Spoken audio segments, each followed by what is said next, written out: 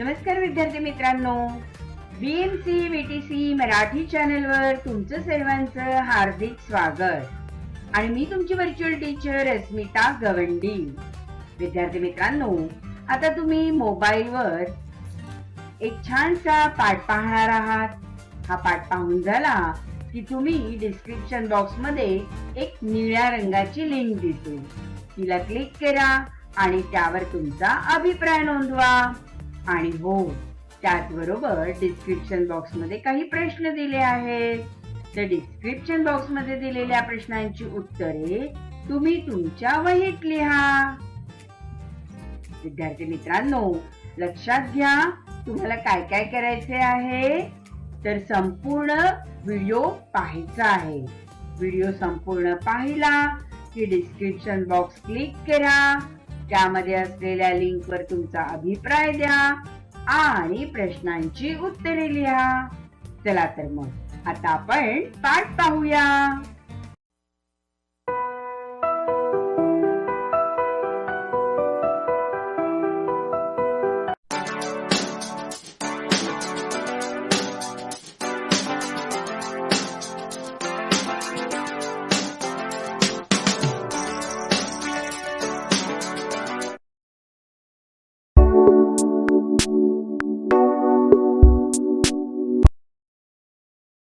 नमस्कार विद्यार्थी मित्रांनो, बृहन्मुंबई महानगरपालिका व्हर्च्युअल ट्रेनिंग सेंटर मध्ये आपलं सर्वांचं हार्दिक स्वागत. कोविड-19च्या प्रादुर्भावामुळे आपल्या शिक्षणाची गतिशीलता मर्यादित झाल्यामुळे आपल्या शिक्षणाची गाडी रुळावरून घसरता कामा नये, यासाठी बृहन्मुंबई महानगरपालिकेने तुम्हा विद्यार्थ्यांना घर बसल्या दर्जेदार शिक्षण प्रदान करण्यासाठी हे चॅनल सुरू केले आहे. बालमित्रांनो, मी तुमची व्हर्च्युअल टीचर अस्मिता गवंडी आज तुमच्यासाठी घेऊन आले एक छानसा पाठ. चला तर मग आपण आजच्या पाठाची सुरुवात करूया.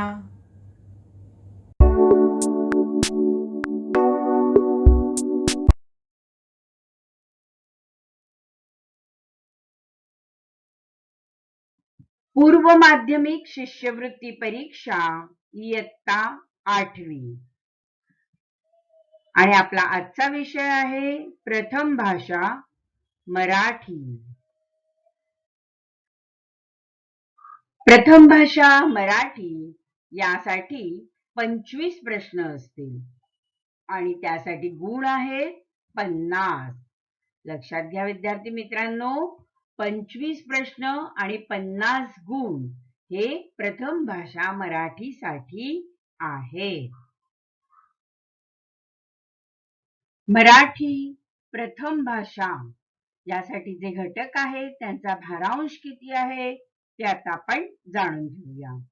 मराठी भाषेचे घटक आहेत. पहिला घटक आकलन आणि या आकलनावरती 24% भारांश आहे आणि 6 प्रश्न विचारले जातील. दुसरा घटक आहे शब्द संपत्ती आणि शब्द संपत्तीला भारांश आहे 24% आणि 6 प्रश्नच विचारले जातील.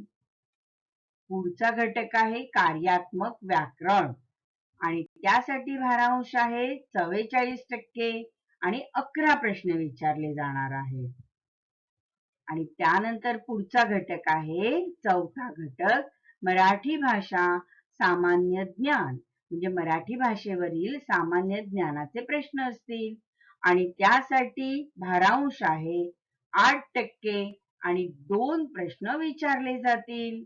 लक्षात राहील मुलांनो. तर आपल्याला अशा पद्धतीने 25 प्रश्न भाषेचे सोडवायचे आहेत आणि त्यासाठी आपल्याला आकलन, शब्द संपत्ती, कार्यात्मक व्याकरण आणि मराठी भाषा सामान्य ज्ञान या घटकांचा अभ्यास करायचा आहे.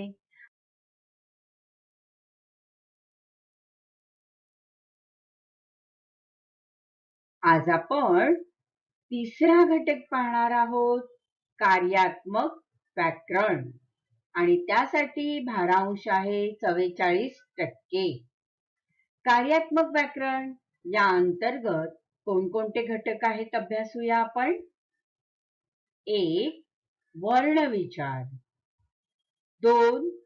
संधी व त्याचे प्रकार. 3 शब्दांच्या जाती, 4 लिंग, 5 वचन,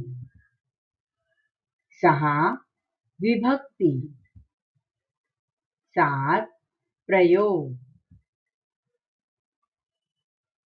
8 वाक्यांचे प्रकार, 9 विरामचिन्हे, 10 काळ, 11 समास, 12 अलंकार आणि 13 वृत्ते. या 13 घटकांचा अभ्यास आपण कार्यात्मक व्याकरण या अंतर्गत करणार आहोत आणि यासाठी एकूण 11 प्रश्न तुम्हाला परीक्षेला विचारले जातात. लक्षात घ्या विद्यार्थी मित्रांनो, कार्यात्मक व्याकरण याचा भारांश 44% आहे आणि सर्वात मोठा हा घटक आहे आणि त्याचा आपण विस्ताराने अभ्यास करणार आहोत.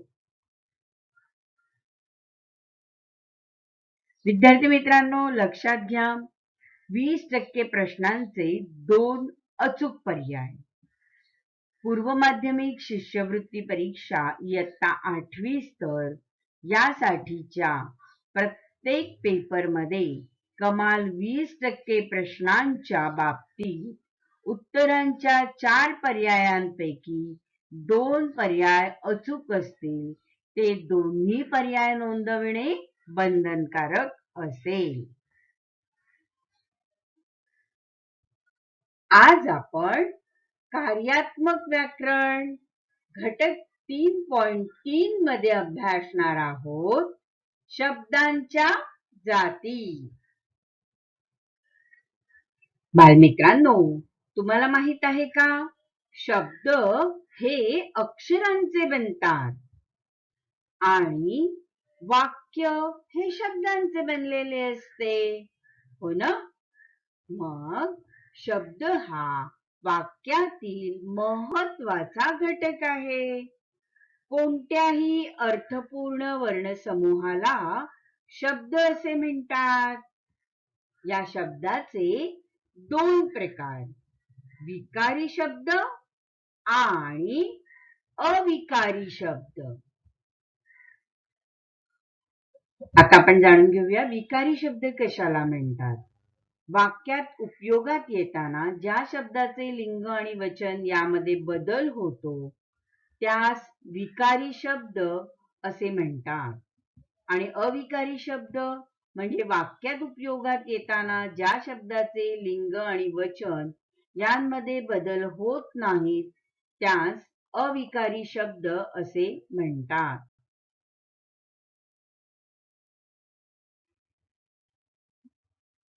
शब्दांच्या जाती. शब्द, शब्दाचे 2 प्रकार.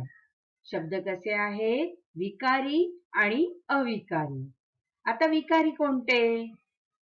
1 नाम, 2 सर्वनाम, 3 विशेषण, 4 क्रियापद. नाम, सर्वनाम, विशेषण आणि क्रियापद हे आहेत विकारी शब्द. त्यानंतर पुढची पायरी पाहूया, क्रियाविशेषण, शब्दयोगी अव्यय,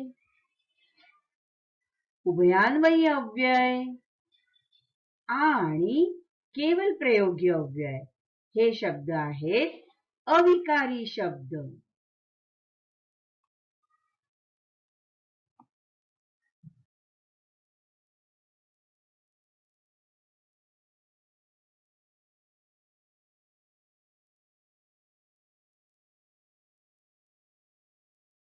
आज आपण शब्दांच्या जातीतील सर्वनाम हा घटक अभ्यासणार आहोत आणि सर्वनामाचे प्रकार पाहणार आहोत.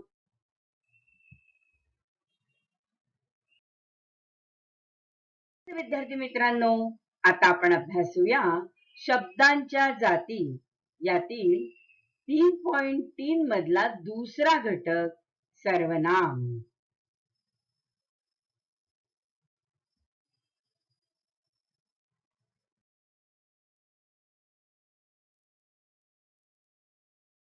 शब्दांच्या जाती यातील दुसरा घटक आहे सर्वनाम. सर्वनाम म्हणजे वाक्यातील नामाचा वारंवार होणारा उच्चार टाळावा म्हणून नामाच्या ऐवजी येणाऱ्या शब्दाला सर्वनाम असे म्हणतात. उदाहरण पहा.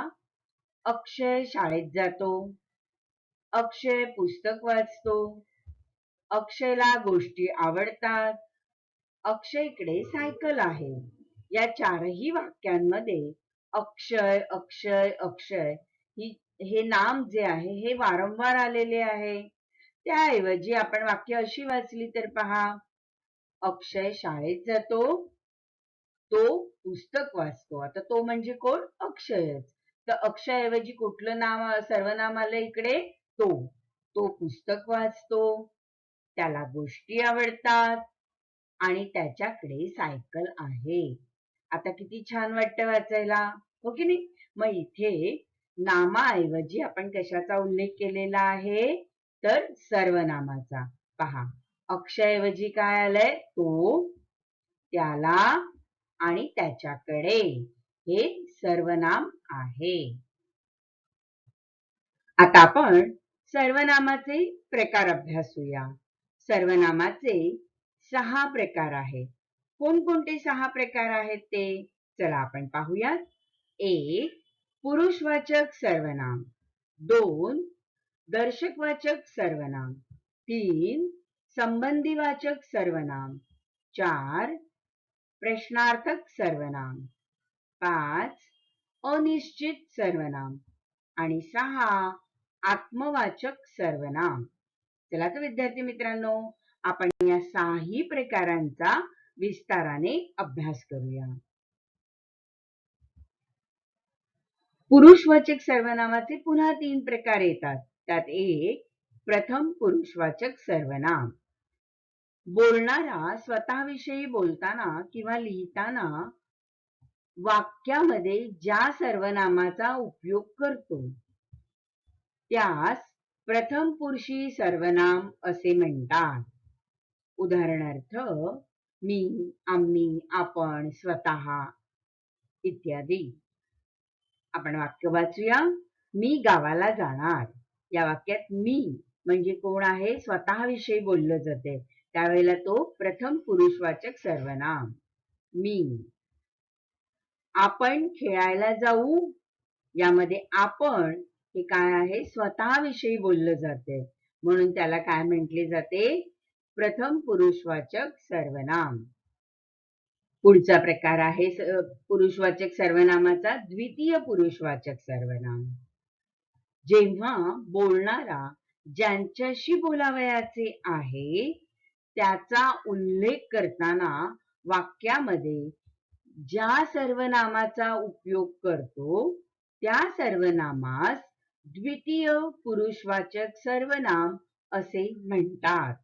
उदाहरण तो, तुम्ही किंवा आपण आदरार्थी समोरच्याला आपण असं संबोधून म्हटलं जातं त्यावेळेला द्वितीय पुरुषवाचक सर्वनाम असते. उदाहरण पहा. आपण कोठून आला आहात? है ना? त्यावेळेला समोरच्याला आपण म्हणून विचारलं आहे. आपण कुठून आला आहात? हे आपण द्वितीय पुरुषवाचक सर्वनाम आहे. तुम्ही घरी कधी येणार? दुसऱ्याला विचारलं जाते. तुम्ही घरी कधी येणार? मग तुम्ही द्वितीय पुरुषवाचक सर्वनाम होय. पुरुषवाचक सर्वनामाचा तिसरा प्रकार तृतीय पुरुषवाचक सर्वनाम.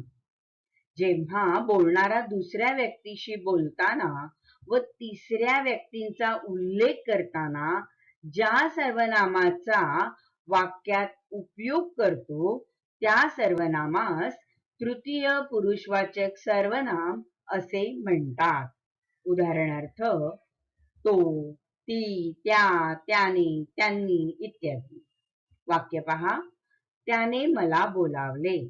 या वाक्यात त्याने हे काय आहे? तृतीय पुरुषवाचक सर्वनाम.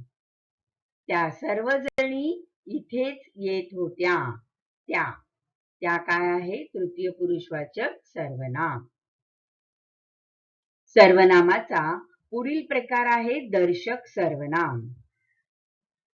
जवळची किंवा दूरची वस्तू दाखवण्याकरता जे सर्वनाम वापरले जाते त्यास दर्शक सर्वनाम असे म्हणतात. उदाहरणार्थ हा, ही, हे, तो, ती, ते असं जेव्हा आपण सर्वनाम वापरतो तेव्हा ते दर्शक सर्वनाम होय. उदाहरणार्थ आपण एखाद्याकडे बोट करून म्हणत असतो की ही माझी वही आहे. ही म्हणतो तेव्हा आपण तिथे बोट दाखवतो, त्याला दर्शक म्हणतात. हा माझा भाऊ आहे. ते माझे घर आहे. बघा, ते घर माझे आहे असं आपण जेव्हा म्हणतो तेव्हा तिथे बोट दाखवत असतो, तिकडे आपण दर्शक वापरत असतो. म्हणजे ती वस्तू दूरची दाखवण्याकरता आपण सर्वनामाचा वापर करतो की ते घर माझे आहे. तो आमचा बंगला आहे. तो, या ठिकाणी ही, हा, ते, तो हे दर्शक सर्वनामे होत. सर्वनामाचा पुढचा प्रकार आहे संबंधी सर्वनाम. वाक्यात पुढे येणाऱ्या दर्शक सर्वनामांशी संबंध दाखवणाऱ्या सर्वनामाला संबंधी सर्वनाम असे म्हणतात. उदाहरणार्थ जो, जी, जे, ज्या इत्यादी. आता आपण वाक्य पाहूया. उदाहरणार्थ जे चकाकते ते सारे सोने नसते. या वाक्यात चकाकणे आणि सोने नसणे या दोन वेगवेगळ्या वाक्यांचा जे आणि ते याने संबंध जोडलाय. जे चकाकते ते सारे सोने नसते. पुढचं वाक्य पहा. जो तळे राखील तो पाणी चाखील. तळे राखणे एक वाक्य आहे, पाणी चाखणे दुसरं वाक्य आहे. आणि ह्या दोन वाक्यांना एकत्र जोडलेला शब्द कोणता आहे? जो, तो. जो तळे राखील तो पाणी चाखील. त्याला म्हणतात संबंध सूचक असं सर्वनाम. सर्वनामाचा पुढील प्रकार आहे प्रश्नार्थक सर्वनाम. प्रश्नार्थक सर्वनाम कशाला म्हणतात? तर ज्या सर्वनामाचा उपयोग हा वाक्यामध्ये प्रश्न विचारण्यासाठी केला जातो त्या सर्वनामास प्रश्नार्थक सर्वनाम असे म्हणतात. उदाहरणार्थ आपण पाहूया. उदाहरणार्थ कोण, कुणास, काय, कोणी, कोणाला हे जे सगळे शब्द आहेत की नाही हे प्रश्न निर्माण करणारे शब्द आहेत आणि त्याला प्रश्नार्थक सर्वनाम असे म्हणतात. वाक्य पहा. तुमच्यापैकी कोण धडा वाचणार? इथे प्रश्न आहे. तुमच्यापैकी कोण धडा वाचणार? तू कोठे जातोस? प्रश्न आहे है ना. तुझ्याकडे किती रुपये आहेत? इथे सुद्धा आपण काय विचारलंय? प्रश्न विचारलाय की तुझ्याकडे किती रुपये आहेत? तर कोण, कोठे, किती हे काय आहेत? प्रश्न विचारणारे असे सर्वनाम आहेत. म्हणून यांना प्रश्नार्थक सर्वनाम असे म्हणतात. सर्वनामाचा पुढील प्रकार आहे अनिश्चित सर्वनाम. याला सामान्य सर्वनाम असेही म्हणतात. प्रश्नार्थक सर्वनामे प्रश्न विचारण्यासाठी न येता कोणत्या नामाबद्दल आली आहेत हे निश्चित सांगता येत नाही, तेव्हा त्यांना सामान्य किंवा अनिश्चित सर्वनाम असे म्हणतात. उदाहरणार्थ पहा. आपण वाक्य पाहिलं की आपल्या लक्षात येईल. कोणी केले ते मला माहित नाही. इथे प्रश्न आहे का? कोणी केले ते मला माहित नाही वाक्य आहे हो ना, प्रश्नार्थ वाक्य नाहीये. मग इकडे जे आलेले कोणी शब्द जो आहे हा प्रश्नार्थक नसून तो कसा आहे? सर्वनाम अनिश्चित सर्वनाम आहे. दुसरं उदाहरण पहा. माझ्या मुठीत काय ते सांग पाहू. आता इथे सुद्धा प्रश्न विचारलेला नाही. मग काय हा शब्द काय आहे? अनिश्चित सर्वनाम आहे. कोणी कोणास हसू नये. आता इथे सुद्धा प्रश्न आहे का? कोणी कोणास हसू नये है ना. इथे प्रश्न नाहीये, त्यामुळे कोणी, कोणास हे शब्द कसे आहेत? अनिश्चित सर्वनामाचं उदाहरण आहे. सर्वनामाचा पुढचा प्रकार आहे आत्मवाचक सर्वनाम. आत्मवाचक सर्वनाम केव्हा म्हणतात? तर ज्या वेळेला स्वतः या अर्थी वापरण्यात येणाऱ्या सर्वनामाला आत्मवाचक सर्वनाम असे म्हणतात. उदाहरणार्थ पहा, निज, स्वतः, आपण असे शब्द जेव्हा वाक्यात येतात ना, तेव्हा ते आत्मवाचक सर्वनामाचे उदाहरण होय. उदाहरण वाक्यात पाहूया आपण आता खेळूया. या ठिकाणी आपण हे काय आहे तर आत्मवाचक सर्वनाम आहे. खिल्लारे निज बाळांसह बागडती. निज निज म्हणजे स्वतःच्या. ते खिल्लारे निज बाळासह बागडती, ते निज काय आहे आत्मवाचक सर्वनाम आहे. तिने आपण होऊन स्वीकारले. तिने आपण होऊन या ठिकाणी आपण शब्द कसा आहे आत्मवाचक सर्वनामाचे उदाहरण आहे. विद्यार्थी मित्रांनो, आता आपण सर्वनाम आणि सर्वनामांचे प्रकार यांचा सराव करूया. पुढील वाक्य वाचा आणि सर्वनामाचा प्रकार ओळखा. तेथे कोण आहे? कोण ओळखणार आहात तुम्ही सर्वनामाचा प्रकार आणि तुमच्या वहीत लिहिणार आहात. त्याने आपणहून चूक कबूल केली. त्याने आणि आपणहून. आता पहा, आपणहून चूक कबूल केली म्हटल्यावरती कोणतं सर्वनाम मिळणार? पुढचं वाक्य वाचा. कोणी यावे, कोणी जावे. कोणी इथे प्रश्नार्थक सर्वनाम नाही. मग नेमकं कोणतं सर्वनाम आहे ओळखा. जो करतो तो बोलतो. जो तो. सचिन क्रिकेट खेळतो, त्याला लिटल मास्टर म्हणतात. त्याला. आता इथे कोणता सर्वनामाचा प्रकार आहे ओळखा. ही मुलगी चलाक आहे. या वाक्यात कोणतं सर्वनाम आहे आणि प्रकार ओळखणार आहात. तुम्ही सर्वनामाचे प्रकार योग्य ओळखलेले आहेत, हो ना, वहीत लिहिले आहे. चला तर मग आपण त्या प्रकारांचा पडताळा पाहूयात.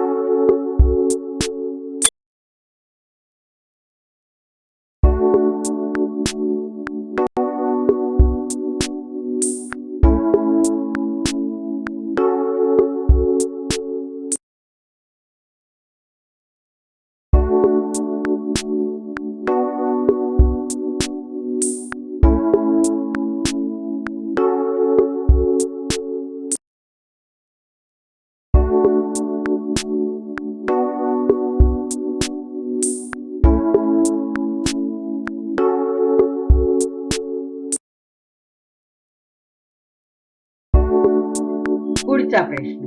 खालील संवादात रिकाम्या जागी योग्य ते सर्वनाम लिहा. आपल्याला रिकाम्या जागी जे सर्वनाम लिहायचे ते तुम्हाला मी ब्रॅकेट मध्ये दिले आहेत. वरती पहा, त्याला, त्यांना, मी, तिला आणि त्याला ही सर्वनामे रिकाम्या जागी योग्य ठिकाणी तुम्ही लिहिणार आहात. नमस्कार, आपण देशमुख का? नाही, मी देशपांडे. देशमुख बाजूला राहतात. डॅश भेटायचं का तुम्हाला? म्हणजे त्यांना भेटायचं का तुम्हाला? नाही, त्यांना नाही. त्यांचा मुलगा राहुल, मला त्याला भेटायचं आहे. कोणाला? मुलाला, त्या राहुलला भेटायचं आहे, म्हणून मला त्याला भेटायचं आहे. पण राहुल घरी नाही, मी आत्ताच त्याला बाहेर जाताना पाहिले. ओ बरं, एक काम करा, राहुलची बहीण घरी आहे, तुम्ही तिला विचारा. अच्छा, ठीक आहे, धन्यवाद. आता या ठिकाणी या वाक्यांमध्ये आपण योग्य ती सर्वनामे भरली आहेत. खूप छान. शब्दांच्या जातींचा अभ्यास अतिशय विस्तृत असल्याने पाठांतर करण्यापेक्षा सराव करणे महत्त्वाचे आहे. शब्दांच्या जातींमध्ये आज आपण सर्वनाम व त्याचे प्रकार अभ्यासले. पाठ्यपुस्तकातील व पाठ्यपुस्तकाबाहेरील सर्वनाम व त्याचे प्रकार यांचा सराव करावा. विद्यार्थी मित्रांनो, सर्वनाम व त्याचे प्रकार याबाबत परीक्षेत कशा प्रकारे प्रश्न विचारले जाऊ शकतात याचा उदाहरण दाखल नमुना आता आपण अभ्यासूया. पुढील वाक्य वाचा. हा कच्चा पेरू आहे. या वाक्यातील अधोरेखित शब्दाची जात ओळखा. अधोरेखित शब्द आहे हा आणि त्याला आपण अंडरलाईन केलंय है ना, अधोरेखित केलंय. आणि मी तुम्हाला ओळखायला यावं, लवकर लक्षात यावं म्हणून त्याला ठळक लाल रंगात रंगवलं आहे. परीक्षेत असे येणार नाही हे लक्षात ठेवा. आणि आपले पर्याय आहेत. पर्याय क्रमांक 1 सामान्य सर्वनाम, पर्याय क्रमांक 2 आत्मवाचक सर्वनाम, पर्याय क्रमांक 3 संबंधी सर्वनाम आणि पर्याय क्रमांक 4 दर्शक सर्वनाम. अचूक पर्याय क्रमांकाचं वर्तुळ तुम्हाला आता रंगवायचं आहे. मग सांगा, अचूक पर्याय क्रमांक कोणता येणार आहे? कोणतं सर्वनाम आहे? हा कच्चा पेरू आहे. हा दर्शक सर्वनाम. अगदी बरोबर. Very good. पर्याय क्रमांक 4. पुढील प्रश्न वाचा. कोण ही गर्दी? या वाक्यातील अधोरेखित सर्वनामाचा प्रकार ओळखा. पर्याय क्रमांक 1 सामान्य सर्वनाम, पर्याय क्रमांक 2 आत्मवाचक सर्वनाम, पर्याय क्रमांक 3 संबंधी सर्वनाम आणि पर्याय क्रमांक 4 प्रश्नार्थक सर्वनाम. आणि योग्य पर्याय क्रमांकाचं वर्तुळ तुम्ही आता रंगवणार आहात. सांगा, कोण ही गर्दी या वाक्यात कोण हे कोणतं सर्वनाम आहे? पहा, ते प्रश्न वाटतोय आपल्याला, पण प्रश्न चिन्ह नाहीये पुढे, तर उद्गारवाचक चिन्ह दिलंय. या अर्थी हा प्रश्न नाही, म्हणून प्रश्नार्थ सर्वनाम येणार नाही. मग कोणते सर्वनाम येणार? तर कोण ही गर्दी म्हटल्यावर ते अनिश्चित सर्वनाम किंवा त्यालाच सामान्य सर्वनाम म्हणतात. म्हणून अचूक पर्याय आहे पर्याय क्रमांक 1. पुढचा प्रश्न वाचूया. ज्याने करावे त्याने भरावे या वाक्यातील अधोरेखित सर्वनामाचा प्रकार ओळखा. आणि पर्याय क्रमांक 1 पुरुषवाचक सर्वनाम, पर्याय क्रमांक 2 दर्शकवाचक सर्वनाम, पर्याय क्रमांक 3 संबंधी सर्वनाम आणि पर्याय क्रमांक 4 प्रश्नार्थक सर्वनाम. आणि अचूक पर्याय क्रमांकाचं वर्तुळ तुम्ही आता रंगवणार आहे. ज्याने त्याने, इथे काय आहे? संबंध दाखवलाय, म्हणून पर्याय क्रमांक 3 संबंधी सर्वनाम. पुढचा प्रश्न वाचा. पुढीलपैकी कोणते सर्वनाम प्रश्नार्थक व अनिश्चित सर्वनाम या दोन्ही प्रकारात येते? पर्याय क्रमांक 1 तू, पर्याय क्रमांक 2 कोणी, पर्याय क्रमांक 3 आम्ही आणि पर्याय क्रमांक 4 मला. अचूक पर्याय क्रमांकाचं वर्तुळ तुम्ही आता रंगवणार आहात. सांगा, प्रश्नार्थक आणि अनिश्चित अशा दोन्ही सर्वनामात येणारं सर्वनाम कोणतं आहे? अगदी बरोबर, पर्याय क्रमांक 2 कोणी. पुढचा प्रश्न वाचूया आपण. टिंब टिंब टिंब लोक वृक्षारोपण करतात, ते पर्यावरणाचे महत्व जाणतात. या वाक्यात रिकाम्या जागी कोणते संबंधी सर्वनाम येईल? 1 हे, पर्याय क्रमांक 2 तेच, पर्याय क्रमांक 3 जे आणि पर्याय क्रमांक 4 कोणी. आता कोणतं सर्वनाम येणार आहे? जे संबंधी सर्वनाम असलं पाहिजे. अगदी बरोबर. पर्याय क्रमांक 3 जे. जे लोक वृक्षारोपण करतात ते पर्यावरणाचे महत्व जाणतात. जे ते संबंधी सर्वनाम. पुढचा प्रश्न वाचा. पुढीलपैकी कोणते सर्वनाम पुल्लिंगी व स्त्रीलिंगी दोन्हीसाठी वापरू शकतो? पर्याय क्रमांक 1 तू, पर्याय क्रमांक 2 त्याने, पर्याय क्रमांक 3 तिला आणि पर्याय क्रमांक 4 मी. आता सांगा, स्त्रीलिंगी आणि पुल्लिंगी दोन्हीसाठी वापरू शकतो असं सर्वनाम कोणतं आहे? तर तू. तू हे सर्वनाम आपण पुल्लिंगीमध्ये आणि स्त्रीलिंगीमध्ये वापरतो. आणि मी सुद्धा वापरतो. मग या ठिकाणी या प्रश्नात आपल्याला 2 अचूक पर्याय निवडायचे आहेत. बघा, इयत्ता 8वी साठी असा प्रश्न असतो की नाही? मग या ठिकाणी 2 पर्याय बरोबर आहेत. पर्याय क्रमांक 1 आणि पर्याय क्रमांक 2. या 2 पर्याय क्रमांकाची वर्तुळं आपण रंगवली आहेत. पुढचा प्रश्न वाचा. खालीलपैकी कोणत्या वाक्यात द्वितीय पुरुषवाचक सर्वनाम वापरले आहे? आणि पर्याय क्रमांक 1 त्याने आपणहून ठरवले, पर्याय क्रमांक 2 आपण आत यावे, पर्याय क्रमांक 3 आपण आत जाऊया, पर्याय क्रमांक 4 त्यांनी आपणहून मान्य केले. आणि अचूक पर्याय क्रमांकाचं वर्तुळ तुम्ही आता रंगवणार आहात. पहा, द्वितीय पुरुषवाचक सर्वनामांमध्ये आपण हा शब्द येतो, हो की नाही? पण 4ही वाक्यांमध्ये आपल्याला आपण दिसत आहे. पण 4ही वाक्यांमध्ये द्वितीय पुरुषवाचक सर्वनाम कुठल्या ठिकाणी आलं आहे ते ओळखायचंय. पहा, आपणहून ठरवले म्हणजे आत्मवाचक, किंवा त्यांनी आपणहून मान्य केले म्हणजे सुद्धा आत्मवाचक झालं. म्हणजे पहिलं आणि चौथं बाद.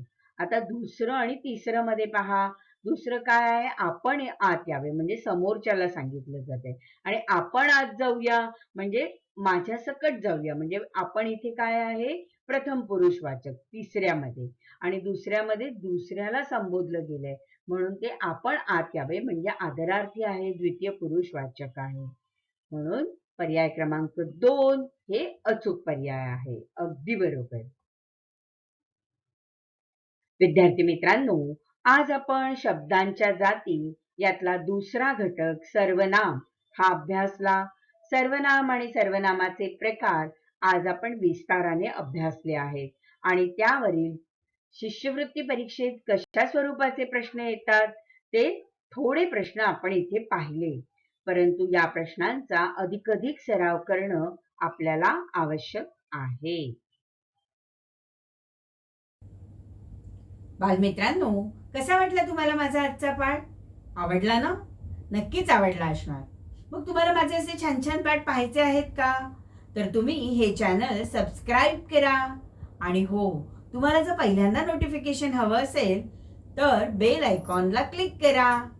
आणि तुमच्या जर काही कमेंट्स असतील तर खाली दिलेल्या कमेंट बॉक्समध्ये नक्की लिहा. आता आपण इथेच थांबणार आहोत. धन्यवाद. मित्रांनो, आता आपण इथेच थांबणार आहोत. धन्यवाद.